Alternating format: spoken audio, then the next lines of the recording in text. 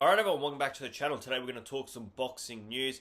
I haven't made a video the past few days, been busy. There hasn't actually been much that screamed I have to make a video, so I thought we'll wait a few days and we'll do sort of a Monday morning podcast, and that's what this will be, guys. So we're going to talk a heap of boxing news.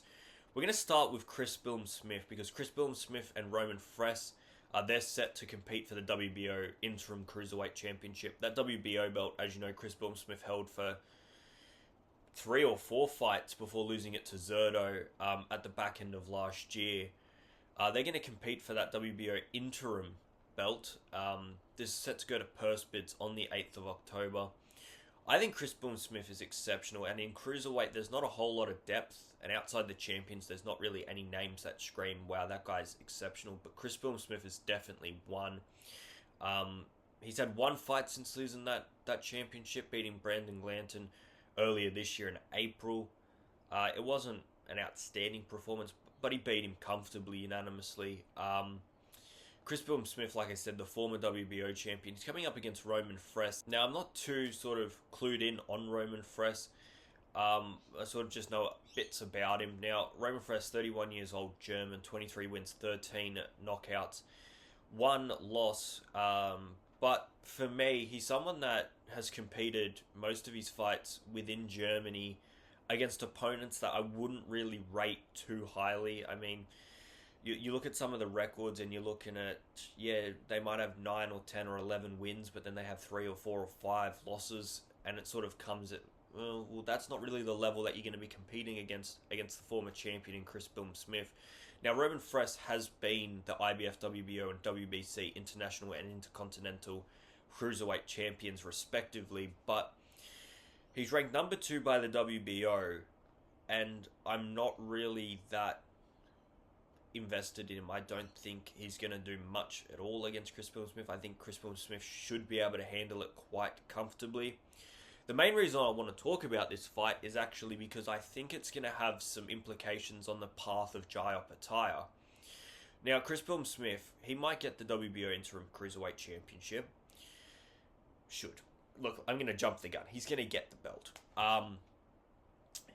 And he's going to then be faced with a path, and what that path is will be decided upon Jai Opetaia and Zerto Ramirez.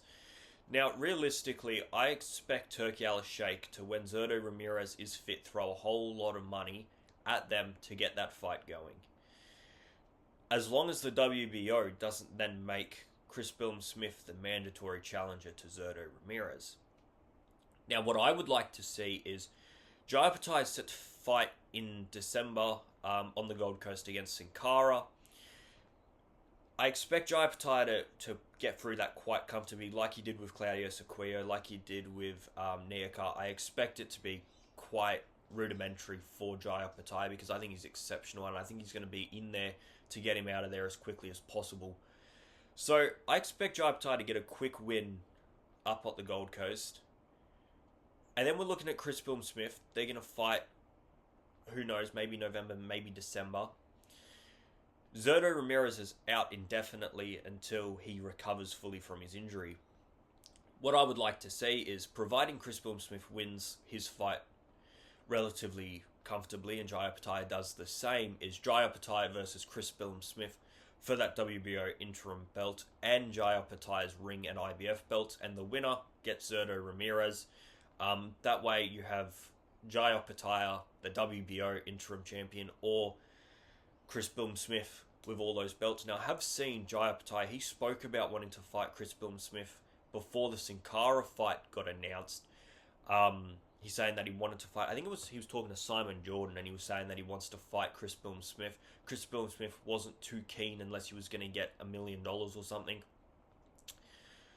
So, whether that fight will be able to be made, I don't know, but it will be interesting to see the paths now, because I thought it was almost decided upon that Jai Opetaia was going to fight Zerto Ramirez when he comes back from injury. But a WBO mandatory of Chris Billam Smith fighting Zerto Ramirez, because Chris Billam Smith is the interim champion, throws a spanner in the works. And the last champion, Badu Jack, He's set to fight Noel Michaelian at some point, but that's sort of been spoken about, that rematch, for ages now, and I'm not actually sure where in limbo that fight sits. Alright, that's Chris Billam-Smith. Let's talk about Subriel Matias versus Dalton Smith. Now, that fight is being eyed for New York in early January. Subriel Matias, I mean, his last fight was that fight in July against Alberto Puello. He wins the majority decision. I wasn't sure whether Subriel Matias won that fight, if I'm being honest. And the fact that Puello isn't going to get a rematch is a bit stiff. But to be honest, I just want to see these guys fighting. And if that fight can't be made, let's make this one here. Dalton Smith, I wasn't overly impressed with his performance against Mathieu Germain back in April. Look, he beats him comfortably. I just would have liked to have seen him get him out of there. I mean, he dropped him 3 times in the fight, and I was looking at Dalton Smith saying, can you get him out there? Can you get a stoppage here? But ultimately, he destroyed Mathieu Germain, and maybe I'm being greedy saying I want the stoppage, but Dalton Smith, 28 years of age now, 18 wins, 13 knockouts. It is his time to fight for a world championship, and this will be his opportunity. Subriel Matias, someone that's been a very, very, very good fighter for a few years now. I mean, he had that IBF super lightweight belt for a few fights, losing it to Liam Parra, and then now he's back as another champion in the WBC. So it'll be a tough fight. Subriel Matias, every fight that I see him, he's in a brawl, he's in a tough fight. So Dalton Smith will really have to bring it to win this fight. Do I think he can do it? Yeah, I do think he can do it. We've seen Subriel Matias beaten before. It'll just be whether Dalton Smith has the experience to compete with someone like Subriel Matias, who has so much experience, especially in a title fight. Alright, the next bit of news. Ben Shalom is targeting November for Ben Whittaker's return, with plans for him to headline a show in Birmingham. Yeah, I want to see him again. It's been... when was that Liam Cameron fight? May? June?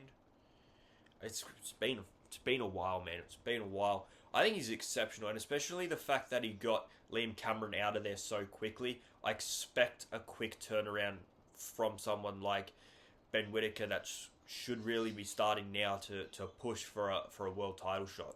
Alright, Jack Catterall is adapting to new surroundings in Philadelphia as he trains alongside Jerome Boots Ennis ahead of clash with Echo Usman. He's also being trained by Bozy Ennis for that fight. Now, I've got a quote here from him, Jack Catterall, on linking up with Derek Bozy Ennis. I'm never going to be a completely different fighter. I'm always going to be the same Jack Catterall, but if I spend time in an environment with coaches, learning new things, watching other fighters, you can certainly add to your game. I'm brand new here this week, but I'm already learning stuff and practicing stuff, so I do believe come fight night you'll see that extra bit of spite and that extra couple of percent. It's exciting for me. He's training Jerome Boots Ennis, one of the best welterweighters of his era. Couldn't have said it better myself, to be honest. I think this is an excellent decision from Jack Catterall. I think it will show on fight night. I think it's brilliant. I think it's something that he'll probably have taken an idea from watching how Josh Taylor fought Echo Usman. Now, Josh Taylor and Jack Catterall, they fought twice. I actually believe Jack Catterall beat him twice, but we know that Josh Taylor won the first one. Josh Taylor, for me, when he stepped up to fight at welterweight against Echo Usman earlier this year, I thought Josh Taylor was going to beat him because I thought Josh Taylor's skill and experience would outweigh Echo Usman's engine. Obviously, it went the other way. Echo Usman's engine and size at welterweight beat on Josh Taylor, and the longer the fight went, the better Echo Usman looked. And Echo Usman, someone that sort of sat around that British, European sort of level for a few years, but never sort of cracked that world level. Someone that I believe should really be vying now for an interim or a welterweight championship. I think he's that good, and in a welterweight, it's not full of depth, and I think he's one of the more sort of competent fighters, someone that we know what we're going to get from him, and you put him in a title fight, and I don't believe he gets blasted out of the water. I think he competes to the final bell. Whether he can win the championship is a different story, but Josh Taylor moved up and he looked small and he wasn't able to outwork or outgun Echo Usman at the division. Now, I think Jack Catterall is going to look at that performance and his own performances, because what he did against Arnold Barboza wasn't quite good enough. And then you see what Arnold Barboza did against Teofimo Lopez, and it makes the fight look worse. It makes the loss look worse than what it did when it happened. Arnold Barboza looked quite good on the night against Jack Catterall, and you sort of said, well, you know, he could do something against Teofimo Lopez. Teofimo blows him out of the water. It's quite rudimentary for him. And then Jack Catterall has that next fight against Harlem Eubank. You honestly can't read too much into that. And before Arnold Barboza, he had a good win against Regis Prograis. Regis Prograis is someone that I actually think is quite a good fighter. But we know that there is issues in Prograis' game, especially in his defense. As far as this fight and him working with Bozy Ennis and Boots Ennis, I think it's a great move. I think it's a fantastic move. And it's a fantastic move because what Jack Catterall's missed in his last few fights isn't his defense, isn't his footwork, isn't his intelligence. I actually think it's that aggressiveness that he's been missing. I don't think there's been enough front foot fighting, enough pressure, enough attack in Jack Catterall to really go out there and try and make a statement and try and win those rounds. And when you look back on some of those fights, you look at that Arnold Barboza one especially, and you see the way Teofimo Lopez attacked him, and you thought, wow, Barboza really didn't throw much back. And you're thinking, Jack Catterall stepped on the gas a little bit more, would he have been able to outwork and outgun Arnold Barboza and win that fight and get a title shot? The second thing that I think is important here is Jack Catterall training with Boots Ennis and learning, because Boots Ennis is a massive welterweighter, no doubt about it. He was a massive welterweighter. He's going to be a big fucking super welterweighter. I mean, you see that photo of him standing next to Canelo, a middleweighter, super middleweighter, and it's like, you're bigger than him. So I think it'll be good for Jack Catterall to get used to fighting a bigger dude. I don't know how Jack Catterall will size up on fight night, how his back will look, because sometimes when these super lightweights move up to welterweight, they look quite small. Some of them look big. Rolly Romero looks huge compared to what he did at super lightweight. So it'll be important for Jack Catterall to get used to fighting welterweighters and learning the attacking pressure that Jerome Boots Ennis and Derek Bozy Ennis train, because if anything, Boots Ennis is a machine going forward. And if Jack Catterall can adopt even a little bit of that into his game, it'll push him forward a heap. And like you said, he's not going to be changed into a new fighter. But I always think that fighters that start to stagnate, their careers sort of hit 30, 31, 32 years old, they're not building anymore. They're starting to flatline. They need something to inspire them. They need something to change. They need something to build them differently. I look at someone like Joseph Parker and Hamza Shiraz, their moves with Andy Lee, and how much they've been able to change their game in a short amount of time. Not because the trainer is completely on a different level to their old trainer, although Andy Lee is exceptional.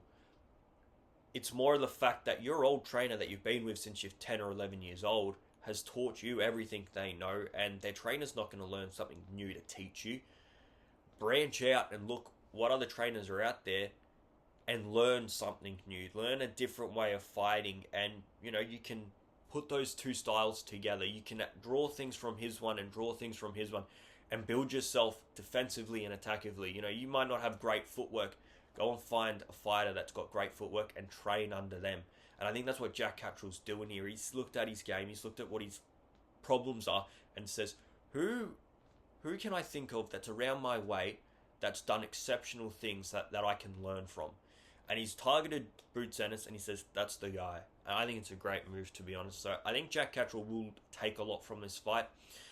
Whether it's enough to get past Echo Usman, we're going to have to wait and see and find out. Obviously, you can train with the best and you can learn from the best, but sometimes it's not enough. We saw Canelo, he took Jerome Boots Ennis into camp to train with, and lots of people hyped it up and saying, well, this is a game changer or whatever this is. It didn't change the outcome.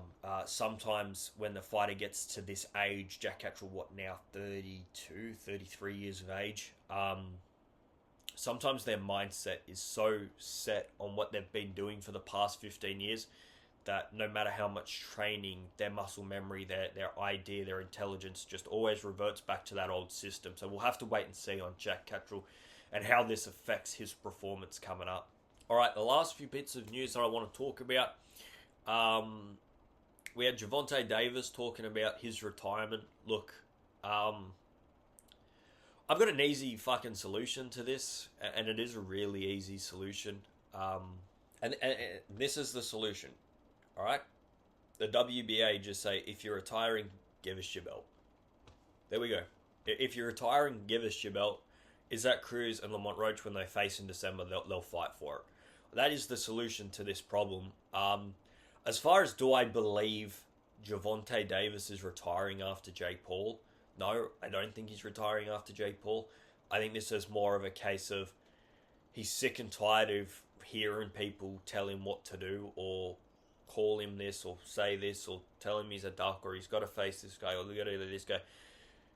I think he's just sick of answering that question, so he's come out and says, all right, I don't have to answer that question anymore because this is my last fight. So what other questions do you guys want to ask me? I think that was just sort of an escape route, a scapegoat sort of thing of, yeah, look, I'm retired, so it doesn't really matter anyway.